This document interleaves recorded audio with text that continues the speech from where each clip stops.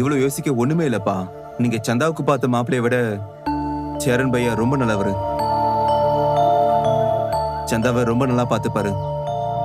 அவர் கூட நான் 10 வருஷத்துக்கும் மேல வேலை பார்த்திருக்கேன். அவரை பத்தியும் அவர் குடும்பத்தை பத்தியும் எனக்கு நல்லாவே தெரியும். சந்தா அவங்க வீட்டுக்கு கல்யாணம் பண்ணி போனா ரொம்ப சந்தோஷமா இருப்பாப்பா. என்ன நம்புங்கப்பா. அவளுக்கு பிடிச்ச வாழ்க்கையை வாழட்டும். ப்ளீஸ்பா.